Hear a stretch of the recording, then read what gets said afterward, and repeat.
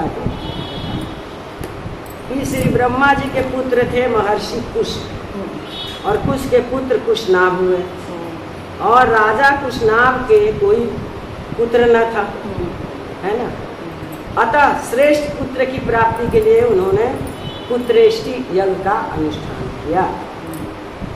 उस यज्ञ के अनुष्ठान काल में परम उदार ब्रह्म कुमार महाराज कुश ने इनकी देवता पितरों के प्रति अगाध श्रद्धा देकर ब्रह्मलोक से आकर आश्वासन दिया, बेटा कुशनाभ, तुम्हें अपने समान ही परम धर्मात्मा गाधी नामक पुत्र प्राप्त होगा, और उसके द्वारा तुम्हें संसार में, पूरे संसार में अक्षय कीर्ति उपलब्ध होगी, जिसका कभी क्षय नहीं हो, जो कभी कमी नहीं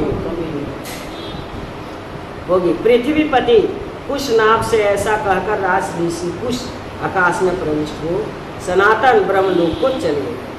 अच्छा देखो, सनातन ब्रह्मलोक भी और वैसे भी ब्रह्मलोक। कुछ काल के पश्चात बुद्धिमान राजा कुशनाभ के यहाँ परम धर्मज्ञ गाधी नामक पुत्र हुआ। वराह पुराण में है ये। हाँ, ये कन्याकुब्ज देश के राजा थे। कान्यकुब्ज देश के राजा थे, गलती हुई थी। महाराज गाधी दीर्घ काल तक पुत्रहीन रहे, बहुत समय तक पुत्र नहीं हुआ उनको। तब संतान की इच्छा से पुण्य कर्म करने के लिए ये वन में रहने लगे। वहाँ रहते समय सोम याग करने से राजा के एक कन्या हुई। सोम यज्ञ का नाम है सोम, जिसका नाम सत्यवती था। भूतल पर कहीं भी उसके रूप और सौंदर्य की तुलना नहीं। परम तप में संलग्न महर्षि ऋषि ने राजा गाधी से उस कन्या को मांगा। ऋषि की सामर्थ्य से सुपरिचित राजा गाधी ने यज्ञार्थ सुख रूप में एक सहस्र ऐसे घोड़े मांगे जो चंद्रमा के समान कांतिमान और वायु के। कल सुना था ना? सुने थे ये, कल सुने थे ना। रिपीट कर रहे हैं ना, विस्तार से। हाँ, अब विस्तार से रिपीट कर रहे हैं। अब पूरा खोल के बताया। अश्व लेकर राजा गाधी को दे दी। तब राजा गाधी ने अपनी कन्या को वस्त्र आभूषणों से विभूषित कर भृगुनंदन ऋषि को दे दिया। इन्हीं महर्षि ऋषि की कृपा से राजा गाधी के श्री विश्वामित्र जी शरीर के उत्पन्न हुए, पुत्र उत्पन्न हुए। राजा गाधी महान योगी और बड़े भारी तपस्वी थे। वे प्रजा का पुत्रवत पालन करते थे और प्रजा भी उन्हें साक्षात भगवत रूप समझती थी। इन्होंने अपने राजकाल में विविध योगों द्वारा योग पुरुष भगवान की आराधना की। इनका संपूर्ण जीवन साधनामय था। जब इन्होंने अपने पुत्र विश्वामित्र को राज पर अभिषिक्त करके शरीर को त्याग देने का विचार किया, तब सारी प्रजा इनसे नतमस्तक होकर बोली, प्रभु आप कहीं न जाएं, यहीं रहकर हमारी इस जगत के महान भय से रक्षा करें। राजा गाधी ने श्री विश्वामित्र के सद्गुणों की प्रशंसा करके प्रजा को आश्वस्त किया और मंगल मुहूर्त में विश्वामित्र जी को राज सिंहासन पर बैठाकर स्वयं प्राणायाम के द्वारा प्राणों को उत्क्रमण कर भगवत धाम को चले गए। अब आ रही महाराज रघु की के वंश में हुई। सारे तो इन्हीं के वंश के हैं। अजमेर आदि राजा बहुत प्रसिद्ध हुए। उसी प्रकार महाराज रघु भी बड़े प्रसिद्ध पराक्रमी धर्मात्मा भगवत भक्त और पवित्र जीवन हो गए। जीवन हो गए। इन्हीं के नाम से रघुवंश प्रसिद्ध हुआ। रघुवंश इन्हीं के नाम से प्रसिद्ध हुआ। इसीलिए सच्चिदानंद घन परमात्मा भगवान श्री रामचंद्र जी के रघुबर, राघव, रघुपति, रघुवंशी, रघुवंश विभूषण, रघुनाथ आदि नाम हुए। ये बड़े धर्मात्मा थे। इन्होंने अपने पराक्रम से समस्त पृथ्वी को अपने अधीन कर लिया था। किसने? राजा रघु। चारों दिशाओं में दिग्विजय करके ये समस्त भूमि खंड के एक छत्र सम्राट। ये प्रजा को बिल्कुल कष्ट नहीं देना चाहते। अपने राज्य में प्रजा को बिल्कुल कष्ट नहीं देना चाहते थे। राज्य कर भी ये बहुत ही कम लेते थे। हाँ, कर भी प्रजाओं से बहुत कम लेते थे और विजित राजाओं को भी केवल अधीन बनाकर छोड़ देते थे। जिस राजा को जीत लेते थे उसको अपने अधीन बना के छोड़ देते। हाँ, कमाओ खाओ कुछ लेते थे। उनसे किसी प्रकार का कर वसूल नहीं करते थे राजाओं से। ये है राजा राम का रघुवंश। जब वंश ऐसा आएगा तभी तो संतान ऐसे आएगी। जब हम खुद ऐसे हैं। हाँ, सही बात है। एक बार ये दरबार में बैठे थे कि इनके पास कौतस नाम के एक स्नातक ऋषि कुमार है। अपने यहाँ स्नातक को देखकर महाराज ने उनका विधिवत सनातन माने क्या होता है? सनातन माने क्या होता है? सनातन मतलब स्नातक ऋषि कुमार है। वो संत सनातन वो है ना चारों ऋषि। हाँ, वो नहीं है। नहीं, ये कहीं और है। अच्छा चलो आगे से देखते हैं। नाम है ये तो। नाम है। आपने यहाँ स्नातक को देखकर महाराज ने अच्छा विधिवत स्वागत सत्कार किया, पाद अर्घ्य से उनकी पूजा की। हाँ, वही ऋषि कुमार ने विधिवत उनकी पूजा ग्रहण की और कुशल प्रश्न पूछा। थोड़ी देर के अनंतर ऋषि कुमार चलने लगे। तब महाराज ने कहा, ब्राह्मण आप कैसे पधारे और बिना कुछ अपना अभिप्राय बताए आप लौट क्यों जा रहे हैं? आपने कुछ बताया ही नहीं। तो ऋषि कुमार ने कहा, राजन मैंने आपके दान की ख्याति सुनी। क्या बहुत दानी, आप आदित्य दानी हैं। मैं एक प्रयोजन से आपके पास आया, किंतु मैंने सुना है कि आपने यज्ञ में अपना समस्त वैभव दान कर दिया, कुछ रखा ही नहीं।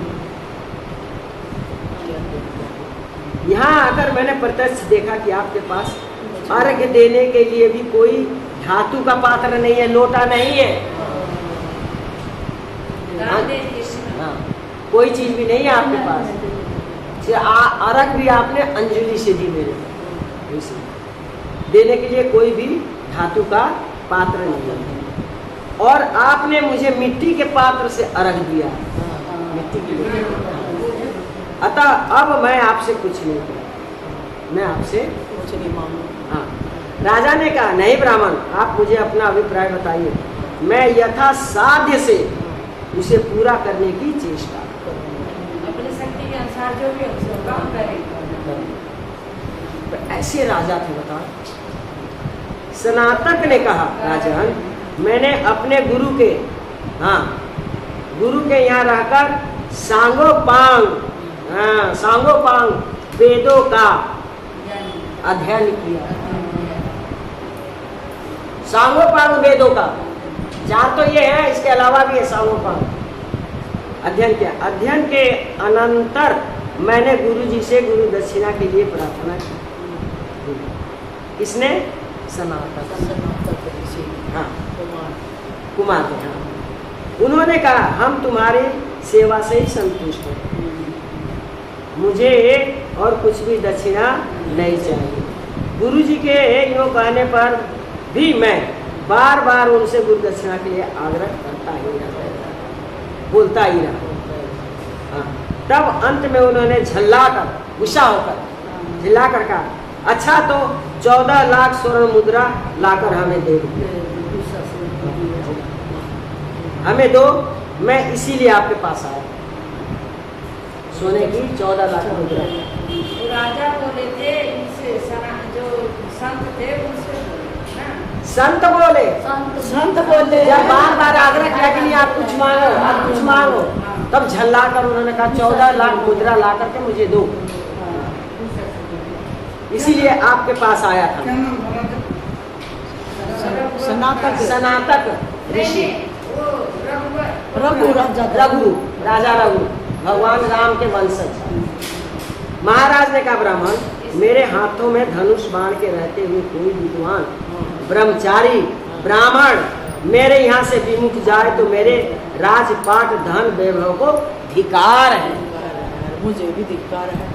अगर आप आए मेरे साथ, मैं खाली हाथ गए तो ऐसे राजा को धिकार है। ऐसे ही लौटा दूंगा तो मेरे को भी धिकार है। आप बैठिए, आप बैठिए, मैं कुबेर लोक पर चढ़ाई करके उनके यहाँ से धन लाकर आपको दूंगा। रघु ने कहा है। हाँ, रघु ने कहा है। राजा रघु ने, महाराज ने सेना को सुसज्जित होने की आज्ञा दी। भाई सेना तैयार है। बात की बात में सेना सज गई।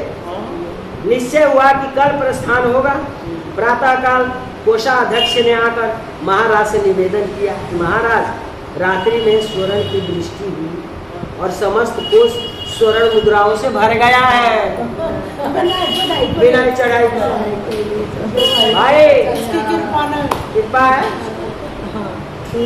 स्वर्ण मुद्राओं से भर गया है। महाराज ने जाकर देखा, पता चल क्या होगा। हाँ, महाराज ने जाकर देखा कि सर्वत्र स्वर्ण मुद्राएं, कोई चीज खाली ही नहीं, स्वर्ण मुद्राएं से भरी है। वहाँ जितनी स्वर्ण मुद्राएं थी उन सबको महाराज ने ऊँटों पर लदवाकर ऋषि कुमार के साथ भेजना चाहा। अभी चाहा है, भेजना चाहा, दिया नहीं है। ऋषि कुमार ने देखा ये मुद्राएं तो नियत सांख्य से बहुत अधिक है, असंख्य, गिन नहीं सकते, ये तो बहुत है, मैं तो 14 लाख की हूँ। तब उन्होंने राजा से कहा, महाराज मुझे तो केवल 14 लाख ही चाहिए, फालतू नहीं, क्योंकि मेरे गुरु ने 14 लाख ही मांगे। इतनी मुद्राओं का मैं क्या करूंगा, मुझे तो केवल काम भर के लिए चाहिए। कि महाराज ने कहा, ब्राह्मण ये सब आपके ही निमित्त आई है। हाँ, हमारा तो कोष खाली पड़ा था, आप ही इन सब के अधिकारी हैं, आपको ये सब मुद्राएं लेनी ही आपके मांग से आई है। आपके निमित्त आए हुए द्रव्य को भला मैं कैसे रख सकता हूँ। राम राम जी, श्री ऋषि कुमार ने बहुत मना किया, किंतु महाराज मानते ही नहीं। अंत में ऋषि को जितनी आवश्यकता थी वे उतना ही द्रव्य लेकर अपने गुरु के यहाँ चले गए। शेष जो धन बचा, जो बच गया, वह सब ब्राह्मणों को लुटा दिया। लुटो भाई, जिसके पास जितना चला जाए, मैं अपने हाथ से नहीं एक कुछ दूँ, लुटा दिया गया। ऐसा दाता पृथ्वी पर कौन हो जो इस प्रकार याचकों के मनोरथ पूर्ण करे। अंत में महाराज अपने पुत्र अजय को, उनके पुत्र अजय रघु के राज देकर तपस्या करने वन में चले गए। अज के पुत्र महाराज दशरथ, तब दशरथ का नाम, जिन्हें साक्षात पर ब्रह्म परमात्मा श्री रामचंद्र जी के पिता होने का सौभाग्य प्राप्त हुआ। बोले राजा दशरथ जी महाराज की जय, अयोध्या नरेश की जय। श्री भक्त, अब आई सीरिया जी की कथा, रघुवंश के कथा समाप्त। दशरथ के बाद हाँ, ये महाराज पुरुरवा के पुत्र थे। इनकी माता उर्वशी नाम के अप्सरा थी। इनके जय विजय आयु, श्रु, तायु एवं सत्यायु ये 5 भाई और थे। हाँ, रय अपने सब भाइयों में प्रतापी और ज्ञानी थे। रय किसकी है ये? रय जी की कथा आई। रय जी की, पुरुरवा के पुत्रों की। धनु नाम से विख्यात एक राजा था। उसकी पत्नी शैव्या अत्यंत धर्मपरायण थी। वह महाभागा, पतिव्रता, सत्य, शौच और दया से युक्त तथा विनय और नीति आदि से संपूर्ण सुलक्षणों से संपन्न। कोई भी कुलक्षण उसमें नहीं, सब सुलक्षण संपन्न थी। उस महारानी के साथ राजा शतधनु ने परम समाधि द्वारा, समाधि में जाकर सर्वव्यापक देव देव श्री जनार्दन की आराधना, समाधि में जाकर आराधना की। वे प्रतिदिन तन्मय होकर अनन्य भाव से होम, जप, दान, उपवास और पूजन आदि द्वारा भगवान की भक्ति पूर्वक आराधना करने लगे। एक दिन कार्तिकी की पूर्णिमा को उपवास कर उन दोनों पति पत्नी ने श्री गंगा जी में एक साथी स्नान करने के अनंतर बाहर आने पर एक पाखंडी को सामने आते थे। हाँ, यह ब्राह्मण उस महात्मा राजा के धनुर्वेदाचार्य का मित्र था। उस राजा का कोई धनुर्धारी, हाँ, मित्र था, उसका वो मित्र था। अतः आचार्य के गौरववश राजा ने भी उससे मित्रवत व्यवहार किया। राजा ने मित्र का है तो मित्र करना पड़ेगा। अच्छा, किंतु उसकी पतिव्रता पत्नी ने उसका कुछ भी आदर नहीं किया, वह मौन रही, चुप रही, और यह सोच कर कि मैं उपोषिता पोस्ट में उपवास युक्त हूँ, उसे देखकर सूर्य का दर्शन किया। मैं उपवास से मना व्रत कर रखा है, उपवास कर रखा है, तो मैं इस पाखंडी को दर्शन नहीं करेगा, सूर्य के दर्शन करना। हाँ। फिर उन दोनों ने यथारीति आकर भगवान विष्णु की पूजा आदि का संपूर्ण कर्म विधिवत पूर्वक सब विधि से किया। राजा अच्छा हाँ बुद्धपुरी कालांतर में वह शत्रुजीत राजा मर गया। तब देवी सेव्या ने भी चितारूढ़ महाराज का अनुगमन हाँ क्या। राजा सतधनु ने उपवास अवस्था में पाखंडी से वार्तालाप किया। ये देखो, मतलब अगर हम कुछ व्रत करते हैं, आराधना करते हैं, तो उस टाइम उनसे बचना चाहिए, उससे बातचीत नहीं करना चाहिए पाखंडी से। अतः उस पाप के कारण उसने कुत्ते का जन्म लिया। राजा ने इतना करने के बाद भी खाली जरा सा बात करने पर बताओ, व्यवहार में भी नहीं जाना चाहिए व्रत उपास में, कोई मतलब अनुचित व्यवहार नहीं करना चाहिए, अनुचित व्यवहार नहीं करना चाहिए। इसका मतलब ये जो करने लायक नहीं है उसका। हाँ, कुत्ते का जन्म लिया तथा उसकी शुभ लक्षणा पत्नी सेव्या काशी नरेश की कन्या हुई, और वो काशी नरेश राजा के घर पहुंच गई। हाँ, जो सब प्रकार के विज्ञान से ही सर्व लक्षणा संपन्ना और जाति समरा और पोस्ट में पूर्व जन्म का वृत्तांत जानने वाली थी। मेरा कहाँ जन्म हुआ, कैसे कैसे हुआ, ज्ञानी थी। राजा ने उसे किसी वर को देने की इच्छा की, भाई ब्याह करेंगे, किंतु उस सुंदरी के ही रोक देने पर वह उसके विवाह आदि से उपयुक्त हो। अगर लड़की मना कर देती है तो जोर जबरदस्ती नहीं करना चाहिए। आपकी उससे नहीं करने से आपकी सदगति होगी, उपरत होगी। तब उसने दिव्य दृष्टि से अपने पति को स्वान हुआ जान विदिशा नामक नगर में जाकर उसे वहाँ कुत्ते की अवस्था में देखा। मेरा पति तो कुत्ते का दूसरे नगरी में था वो कुत्ता, वहाँ जाकर के देखा। हाँ अच्छा, अपने महाभाग पति को स्वान रूप में देकर उस सुंदरी ने उसे सत्कार पूर्वक अति उत्तम भोजन कर इसलिए ब्याह नहीं करा था उसने। हाँ। अभी मैं पिछले जन्म वाले पति का उद्धार करना। हाँ, उसके दिए हुए उस अति मधुर और इच्छित अन्न को खाकर वो अपनी जाति जन को नाना प्रकार की चाटुता प्रदर्शित करने लगा, क्योंकि द्वार द्वार जाके खाता था, तो कुत्ते का जोनी था तो वैसे ही करने लगा। उसके चाटुता करने से अत्यंत संकुचित हो उस बालिका ने कुत्सित योनि में उत्पन्न हुए उस अपने प्रियतम को प्रणाम कर उससे इस प्रकार कहा कि महाराज आप अपनी इस उदारता का स्मरण कीजिए कि मैं कितना उदार था, मैं क्या, इसका स्मरण कीजिए। आप कुत्ते से बोलिए, भूल गए, आप भूल गए पिछले जन्म में, चलो जिसके कारण आज आप स्वान योनि को प्राप्त हुए होकर मेरे चाटुकार हुए। मैंने जो दिया चाटुकार। हे प्रभु, क्या आपको यह स्मरण नहीं है, आपको याद नहीं है कि तीर्थ स्थान के अनंतर पाखंडी से, देखो बोलो ये तीर्थ स्थान में भी, हाँ, पाखंडी से वार्तालाप करने के कारण ही आपको यह कुत्सित योनि मिली है। वार्तालाप का ही आ रहा है। आप नहीं से गया में बता रहे हैं कि ऐसा ऐसा करने से ऐसा होता है, हाँ। नहीं करना चाहिए। कार्तिक के महीने में वो गया का नहीं, कार्तिक के महीने में और उसकी पत्नी नहा गई थी, तो वहाँ पे पाखंडी उसके जो धनुषधारी था, उसका मित्र का मित्र उसका उसके साथ बात करते, वो पाखंडी था। हाँ। तो उसकी रानी ने तो बेरा था, पाखंडी में इसके दर्शन नहीं करो। हाँ हाँ, ये तो दिखा वही है ये। श्री तो धन्यवाद जी है। उत्पन्न हुए उससे अपने प्रियतम को प्रणाम करके इस प्रकार का, महाराज आप अपनी उस उदारता का स्मरण कीजिए जिसके कारण आज आप स्वामी को प्राप्त होकर मेरे चाटू पाता।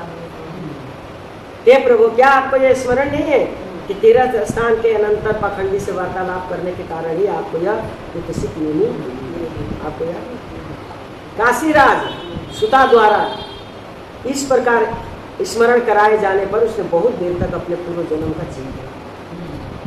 जब उसने कहा तो काशीराज खाना हुआ था, काशी का राजा था, उन्हें बहुत देर तक उसने अपने पूर्व जन्म का चिंतन किया। नहीं काशी का राजा नहीं, काशी सुता, वह काशी की राजा की सुता, हाँ बेटी बेटी काशीराज सुता था, जय हो। तब उसे अति दुर्लभ निर्वेद प्राप्त हुआ। उसने ध्यान किया तो उसको निर्वेद प्राप्त हो गया। उसने अत्यंत उदास चित्त से नगर के बाहर आ प्राण दिया। इसने स्वामी कहते नहीं है कोई मंगलवार को अन्न नहीं खाता है, कुछ भी खिलाओ तो नहीं खाता, बहुत है बहुत। हाँ, इसलिए। और फिर चले जाते हैं कभी। फिर श्रृंगार उसमें क्या कहते सियार योनि में गया। फिर श्रृंगार योनि में जन्म लिया। तब काशीराज कन्या दिव्य दृष्टि से उसे दूसरे जन्म में श्रृंगार हुआ जान है सियार होता है। श्रृंगार हुआ जान उसे देखने के लिए कोलाहल पर्वत पर गई। पर्वत पर बता, हाँ वैसे ही होते हैं।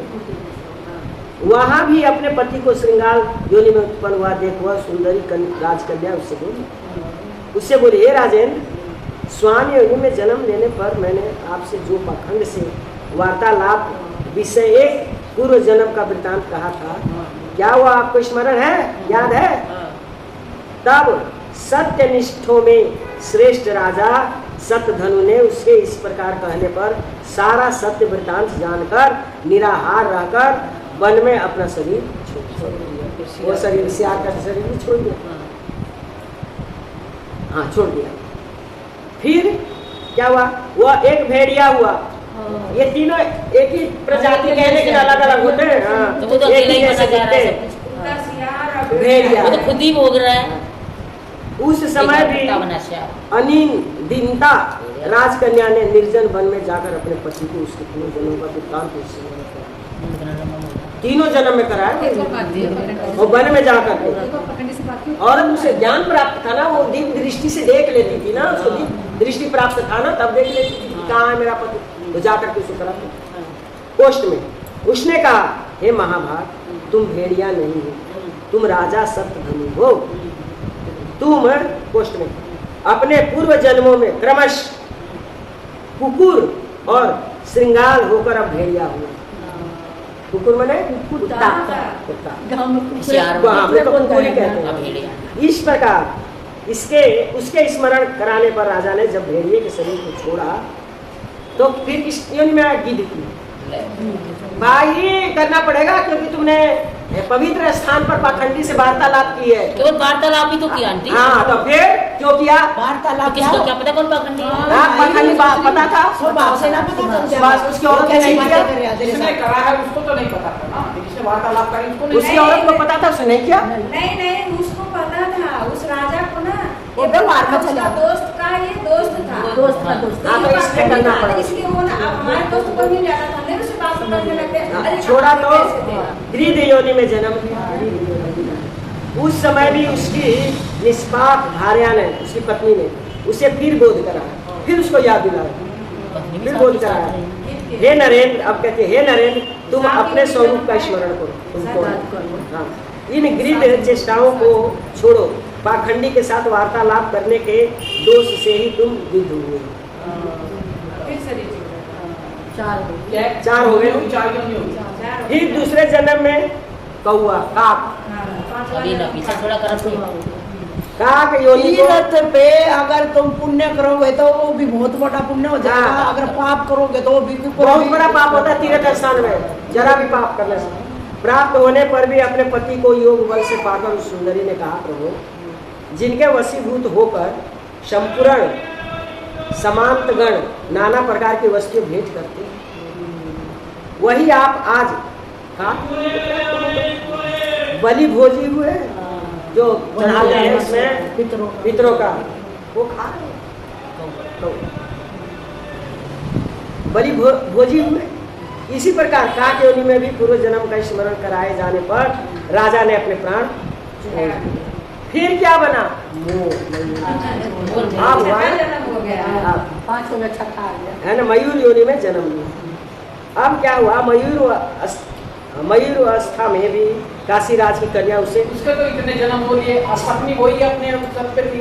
क्षण क्षण में पत्नी के भी दूसरा है। अति सुंदर मयूर चित आहार देती हुई, अब मयूर क्या खाता है उसको वो आहार देती है, उसकी टहल करने लगी, उसकी सेवा करने लगी। टहल माने सेवा।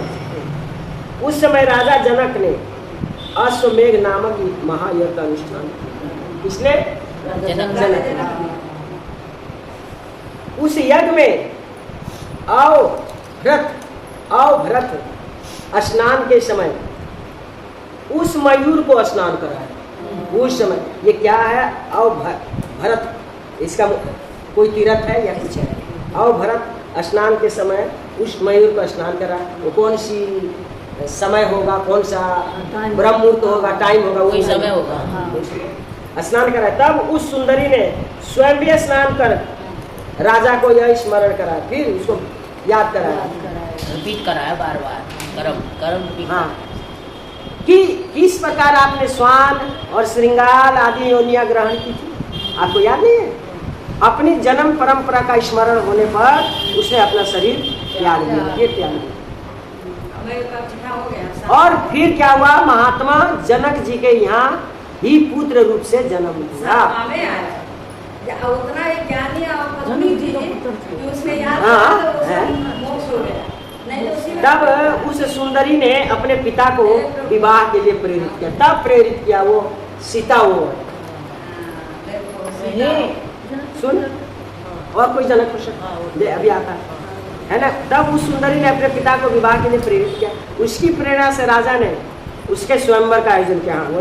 वही है। उस राजकुमार ने काशी राज सुता के साथ नाना प्रकार के भोग किए और फिर पिता के परलोकवासी होने पर विदेह नगर का राज किया। विदेह नगर तो वही है राजा जनक का। उसने बहुत से यज्ञ किए, याचकों को नाना प्रकार से दान दिए, बहुत से पुत्र उत्पन्न किए और शत्रुओं के साथ अनेकों युद्ध किए। इस प्रकार उस राजा ने पृथ्वी का न्याय अनुकूल पालन करते हुए राजभोग किया और अंत में अपने प्रिय प्राणों को धर्म युद्ध में छोड़ा। नहीं, वो राजा ये नहीं छोड़ा, मतलब है ये वो जनक के उसके ही हाँ, है, उन्हीं के खानदान के। तो जन्म का वो क्या बोलते हैं परंपरा पीढ़ी होती है ना। हाँ, तब उस सुलोचना ने हाँ, पहले के समान फिर अपने चितारूढ़ पति का विधि पूर्वक प्रसन्न मन से अनुगमन किया। सती हो। हाँ, इससे वह राजा उस राजकन्या के सहित इंद्रलोक से के भी उत्कृष्ट अक्षय लोगों को प्राप्त हो। इस प्रकार शुद्ध हो जाने पर उसने अतुलनीय अक्षय स्वर्ग, जो कभी स्वर्ग से गिरता नहीं है ना, हम लोग तो गिर जाते हैं, लेकिन वो राजा अक्षय स्वर्ग में गया जहाँ से कोई आता ही नहीं। अति दुर्लभ दाम्पत्य और अपने पूर्वार्जित संपूर्ण पुण्य का फल प्राप्त कर लिया। ये श्री विष्णु पुराण में है 3/18/53/95। इतने बड़े में इनकी कथा। अब आ रही श्री अमूर्त जी की कथा।